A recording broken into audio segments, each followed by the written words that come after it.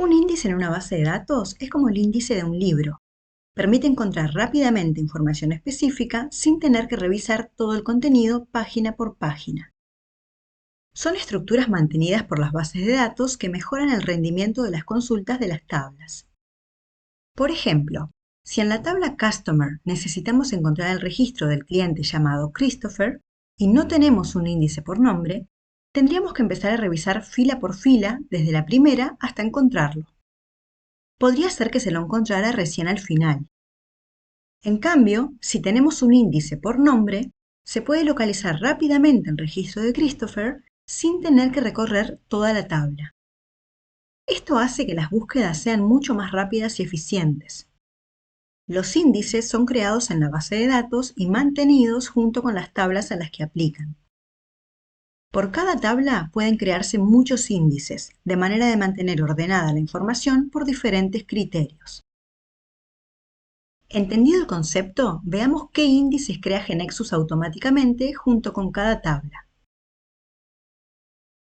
Tomemos como ejemplo la transacción Attraction. Sabemos que Attraction ID es el identificador, por lo que será la clave primaria de su tabla. Y que Category ID es una referencia a Category, por lo que será una clave foránea a esa tabla. Análogamente, Country ID y City ID constituyen juntos una referencia a la subentidad Country City, por lo que conformarán una clave foránea compuesta a esa otra tabla.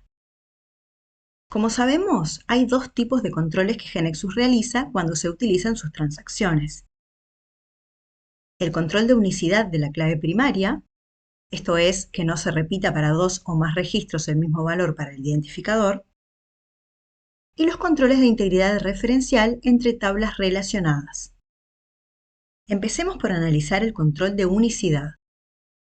¿Qué pasa cuando el usuario ingresa en el campo Attraction ID de la transacción un número, por ejemplo, el 25?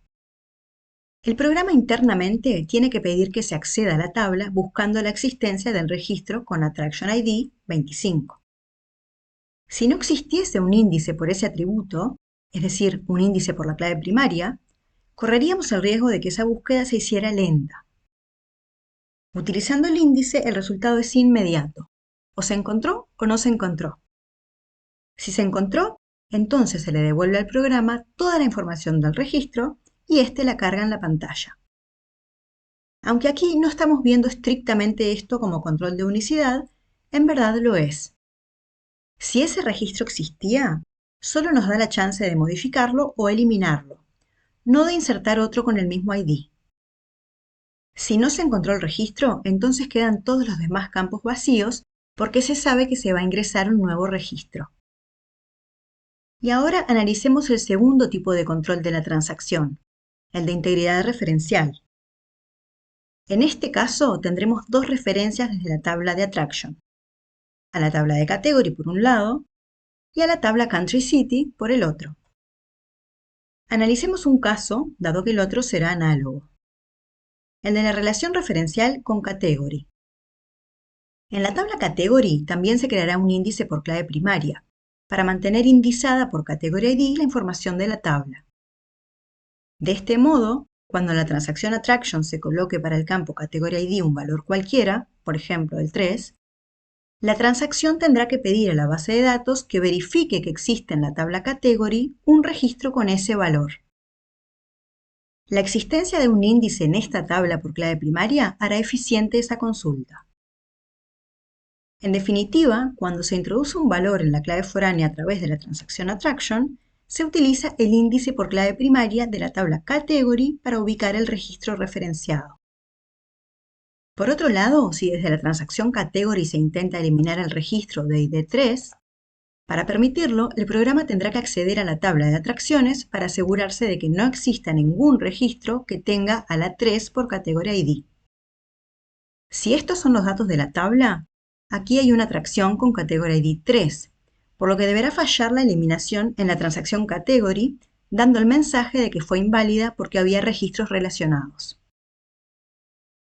Para hacer eficiente esta búsqueda de un Category ID de valor 3 en la tabla Attraction, se utiliza el índice por clave foránea, que es por este motivo que se crea automáticamente. En definitiva, entonces, GeneXus creará automáticamente en cada tabla índices por su clave primaria y por cada una de sus claves foráneas. Todo esto debido a que siempre, necesariamente, deberá realizar estos controles, por lo que se hace indispensable que sean eficientes. Si abrimos la información de la tabla asociada a la transacción Attraction, vemos que además de la pestaña Structure, que muestra los atributos que estarán físicamente en la tabla, hay una pestaña Indexes. Son los que se crearán automáticamente junto con la tabla en la base de datos. Observemos que, efectivamente, son tres. El primero, al que nombró con i de índice seguido del nombre de la tabla. Índice por clave primaria, y por lo tanto un índice por Attraction ID ordenado en forma ascendente, es decir, de menor a mayor. El segundo, de nombre i seguido del nombre de la tabla y 1.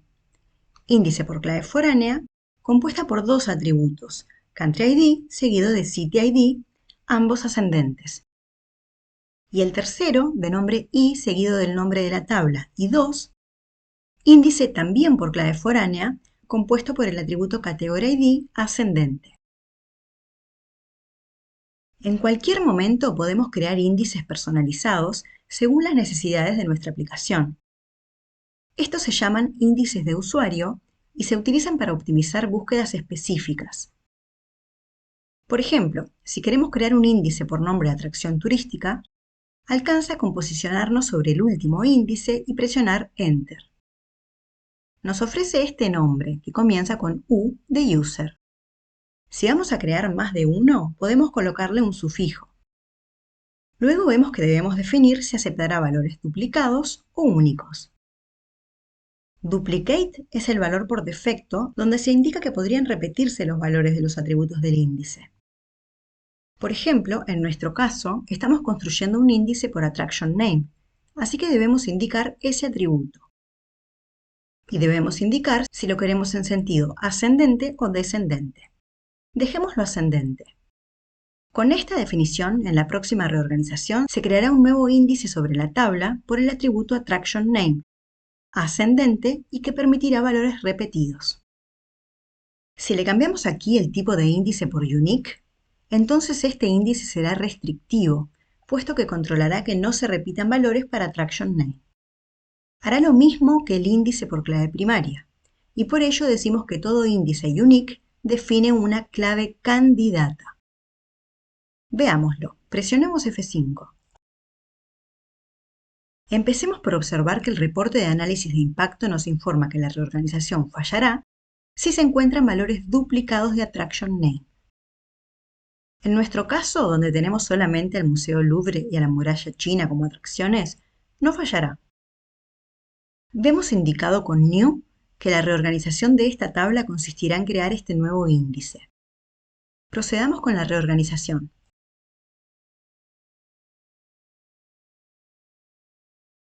Teníamos como atracción 1 al Louvre Museum. Veamos qué pasa entonces si para una nueva atracción colocamos el mismo nombre. Se está controlando la unicidad. De aquí en más no podrán repetirse los nombres de atracción. En este video vimos que para cada tabla, GeneXus define índices automáticos. Para la clave primaria, este será de tipo Unique, como para cada una de las claves foráneas. Estos serán de tipo Duplicate. El desarrollador puede crear otros índices para la tabla y deberá definir si se tratará de índice Duplicate o Unique. Los índices se utilizarán luego por la aplicación toda vez que se necesite acceder a las tablas y el uso del índice optimice la consulta. Vimos que los índices por clave primaria y foráneas optimizan el control de duplicados y de integridad referencial.